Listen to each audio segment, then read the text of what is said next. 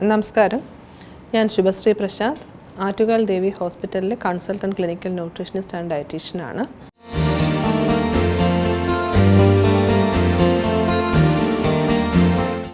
അപ്പോൾ ഇന്ന് ഞാൻ നിങ്ങളോട് പങ്കുവയ്ക്കുന്നത് ഹിഡൻ ഹങ്കറിനെ കുറിച്ചാണ്. ഹിഡൻ ഹങ്കർ എന്ന് പറയുമ്പോൾ അതിൻ്റെ യഥാർത്ഥ മലയാള പരിഭാഷ എന്ന് പറയുന്നത് ഒളിഞ്ഞിരിക്കുന്ന വിശപ്പ്. അപ്പോൾ ഹിഡൻ ഹങ്കർ എന്ന് പറഞ്ഞാൽ ഒളിഞ്ഞിരിക്കുന്ന വിശപ്പാണോ എന്ന് ചോദിച്ചാൽ അല്ല. ഹിഡൻ ഹങ്കർ എന്ന് നമ്മൾ ഉദ്ദേശിക്കുന്നത് മൈക്രോ ന്യൂട്രിയൻ ഡെഫിഷ്യൻസിയെ കുറിച്ചാണ്. അതായത് നമ്മൾക്ക് അത്യാവശ്യം വേണ്ട മൈക്രോ ന്യൂട്രിയൻസിൻ്റെ പോരായ്മകൾ വരുമ്പോൾ ഉണ്ടാകുന്ന പ്രശ്നങ്ങൾ, നമുക്ക് അത്യാവശ്യം വേണ്ട വൈറ്റമിൻസും മിനറൽസും അടങ്ങിയ മൈക്രോ ന്യൂട്രിയൻസിൻ്റെ ലഭ്യത കുറവുണ്ടാകുമ്പോൾ നമുക്ക് പല പ്രശ്നങ്ങളും ഉണ്ടാകും. നമ്മൾ ചിന്തിക്കുന്നതിലും അപ്പുറം നമുക്ക് പല പ്രശ്നങ്ങളും ഉണ്ടാകാം. അപ്പോൾ നമുക്ക് അത്യാവശ്യം വേണ്ട മൈക്രോ ന്യൂട്രിയൻസ്, നമ്മൾ വൈറ്റമിൻസ് മിനറൽസ് നോക്കുമ്പോൾ നമുക്ക് വൈറ്റമിൻ സി വേണം, വൈറ്റമിൻ ഡി വേണം, വൈറ്റമിൻ B6 വേണം, വൈറ്റമിൻ B12 വേണം, അയൺ വേണം, സിങ്ക് വേണം, മഗ്നീഷ്യം വേണം, സോഡിയം വേണം, പൊട്ടാസ്യം വേണം. അത്യാവശ്യം എല്ലാ മൈക്രോ ന്യൂട്രിയൻസും നമുക്ക് ആവശ്യമാണ്. ആവശ്യാനുസൃതമായിട്ട് തന്നെ വേണം. അമിതമാകാലും ദോഷമാണ്. നമുക്ക് വളരെ കുറച്ച് മാത്രം മതി, പക്ഷേ ആ കുറച്ച് വേണം, അത് കമ്പൽസറി ആയിട്ടും വേണം. അതിൻ്റെ അഭാവം കൊണ്ടുണ്ടാകുന്ന ആഘാതം വളരെ കൂടുതലായിരിക്കും. അപ്പോൾ ഇതിനകത്ത് നിങ്ങൾ സ്ഥിരമായിട്ട് കേട്ടിട്ടുണ്ടാകുന്ന കാര്യങ്ങളെന്ന് പറയുന്നത് വിറ്റാമിൻ സി. നമ്മളിപ്പോൾ ഈ കോവിഡിൻ്റെ കാലവുമായിട്ട് ബന്ധപ്പെട്ട് വിറ്റാമിൻ സിയുടെയും സിങ്കിൻ്റെയും മഗ്നീഷ്യത്തിൻ്റെയും എല്ലാം ആവശ്യകതയെക്കുറിച്ച് നമ്മൾ കൂടുതൽ അറിഞ്ഞതാണല്ലേ. നമുക്കറിയാം വൈറ്റമിൻ സി സിട്രസ് പഴങ്ങളിലാണ് കൂടുതലായിട്ടുള്ളത്. സിങ്കും മഗ്നീഷ്യവും എല്ലാം തന്നെ നമുക്ക് തവിടടങ്ങിയ ഭക്ഷ്യവസ്തുക്കളിൽ ഇവയുടെ സാന്നിധ്യമുണ്ട്. ഇവ നമ്മുടെ പ്രതിരോധ ശേഷി വർദ്ധിപ്പിക്കാൻ നമ്മെ സഹായിക്കുന്നു. പിന്നെ വൈറ്റമിൻ ഡി നമ്മുടെ എല്ലുകൾക്കും അതുപോലെ തന്നെ നമ്മുടെ അസ്ഥികൾക്കും എല്ലുകൾക്കും എല്ലാം ബലം നൽകാനായിട്ട് ഉപയോഗിക്കുന്നു. അപ്പോൾ അതും നമുക്കറിയാം. പിന്നെ വിളർച്ച തടയാനായിട്ട് നമുക്ക് അയൺ വേണം.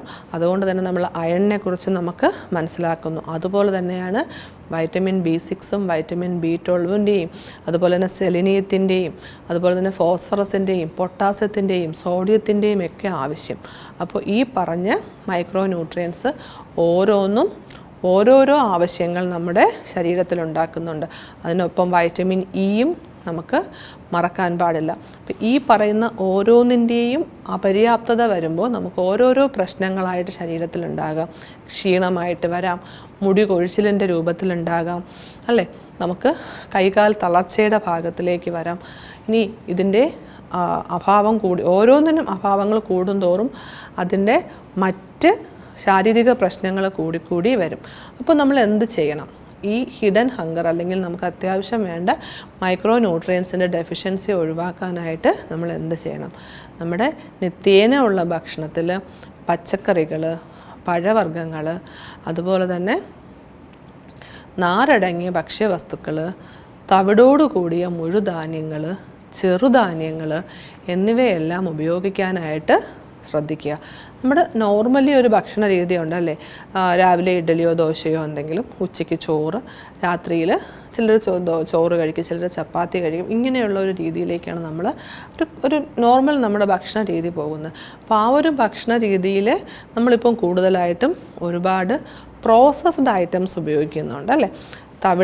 തവിടെല്ലാം കളഞ്ഞ് സോഫ്റ്റ് ആകാൻ വേണ്ടി, ഇപ്പോൾ ചപ്പാത്തി ആണെങ്കിൽ പോലും നമുക്ക് കഴിക്കുമ്പോൾ നല്ല സോഫ്റ്റ്നെസ് കിട്ടാൻ വേണ്ടി നമ്മൾ പ്രോസസ്ഡ് ആയിട്ടുള്ള ഗോതമ്പിലോട്ടോ അല്ലെങ്കിൽ ആട്ടയിലോട്ടോ അങ്ങനെയുള്ള കാര്യങ്ങളിലേക്കാണ് പോകുന്നത്. അപ്പോൾ അത് മാറ്റി വെച്ചിട്ട് മുഴുവനെയുള്ള, അതായത് നാര്, തവിട് എന്നിവ കളയാത്ത മുഴുധാന്യങ്ങളിലേക്ക് നമ്മളുടെ ആ ഒരു ഭക്ഷണ സംസ്കാരം കൊണ്ടുവരിക.